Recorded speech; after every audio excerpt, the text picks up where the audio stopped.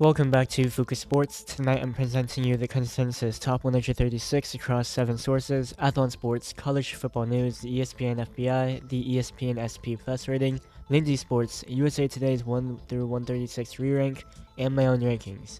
We'll see how my predictions stack up against everyone else's, and it'll be a fun opening to my 2025 college football predictions that will be released over the next month.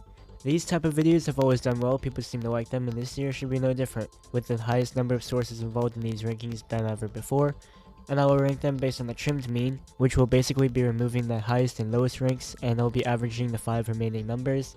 Should a tiebreaker be needed, I will look at the total average considering all 7 sources. Then afterwards, I will show you the 12-team playoff bracket according to these rankings. So we start at the bottom at Kent State. Obviously, they fired their head coach and they were the only team to not win a game in 2024.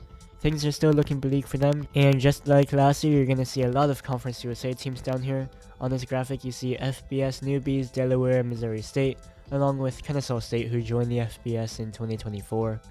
Moving up, you got Temple at 123. There were talks of them discontinuing their football program, but it's still here, at least for this year. Middle Tennessee at 121, I really like them. I think Nick Vattiato can be a nice surprise amongst a group of 5 quarterbacks.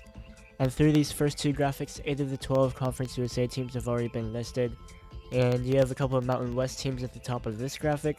You also have Marshall at 108. They won 10 games last year along with the Sun Belt Championship, but they had to back out of their bowl game invitation because almost 40 players and coaches left the program. This NIL and transfer portal era is so dangerous and so unforgiving, and these sources aren't liking Marshall's chances to rebound. Moving into the top 100, you start to see probably the top half a group of 5 teams. USA Today really likes Sam Houston, ranking them all the way up at 54. And the Bearcats and Jacksonville State, who came in at 106 in the previous graphic, they've only been in the FBS for 2 years, but they've already climbed this high in their conference. Their transition to the FBS have been going well, and you also see Purdue, the lowest power conference team, and Coastal, Carolina, Troy, and Appalachian State, 3 Sunbelt powers in recent memory. They may be due for down years. Arkansas State and Texas State look to capitalize. Next, you see the middle of the Mountain West and the MAC conferences take shape, and Washington State comes in at 85th. They lost coach Jake Dickert mere weeks after declaring they were family and that he'd never leave them. Out goes Dickert and a slew of players behind him, but they do bring in a decent haul of players from FCS power South Dakota State. They kind of seem to be on the same path as Oregon State, just a year behind. And then you also see the second power conference team in Stanford. They lost a ton of pieces, as well as California, who comes in at 76. Those teams just don't belong in the Atlantic Coast Conference, as they're obviously in the West Coast. And you see the last place teams from the Big 12 and SEC conferences with Oklahoma State and Mississippi State respectively. Hard to see how far Mark Gundy's program is falling, given how successful of a track record he has. And then Liberty comes in at 74th, the highest rated team out of the Conference USA, and the first conference champion on the list. Moving into the top half of all FBS teams, Maryland's the first team in at 68. Toledo and James Madison are also here, the highest rated teams out of the MAC and Sunbelt conferences. And I'm not too high on UCF. Scott Frost needs to prove he can win and go bowl eligible in a power conference, playing a power conference schedule, something he has never accomplished in his head coaching career. Vanderbilt comes in at 59th, 15th in the SEC. Kinda expected to see them higher because on paper they returned 12 starters, including much of their defense, and they're coming off of a win over Alabama and a win in their bowl game.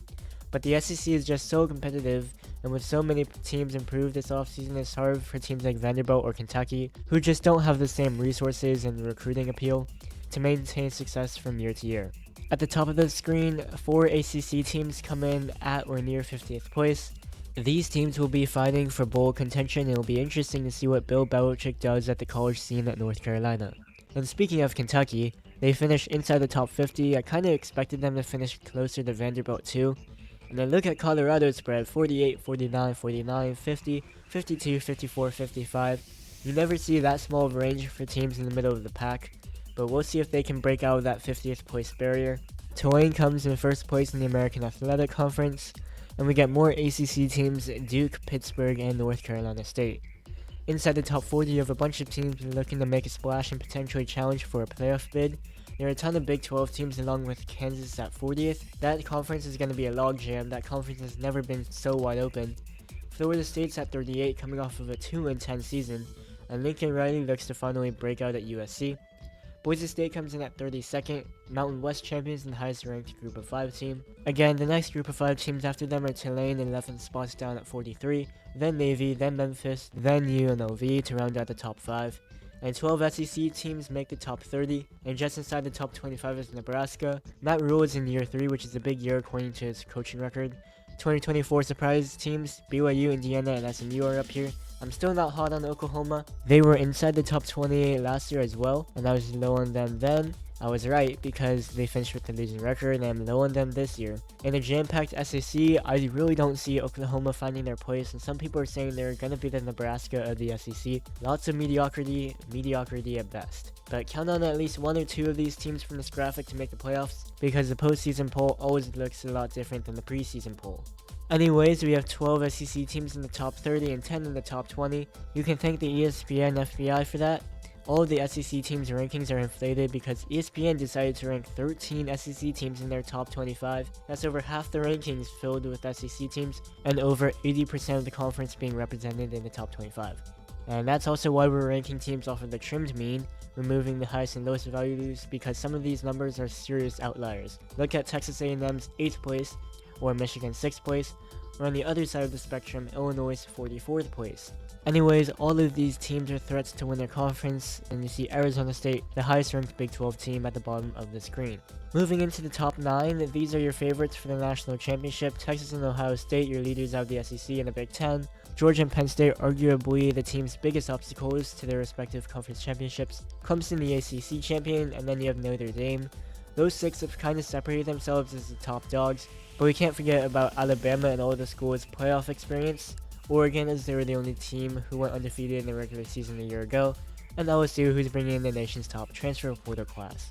And at the top of the screen, you see the number of highs and lows that each source had, basically a count of how many of the ranks for each team had to be thrown out when performing the trimmed mean, and that is why we are using the trimmed mean, because again, we had some pretty egregious outliers. The FPI inflated the SEC teams so much, which pushed other power conference teams down the rankings. USA Today was probably the source that blended the power conference teams in the group of 5 teams more evenly, whereas other sources would have most of the power 4 teams in the top half of the rankings.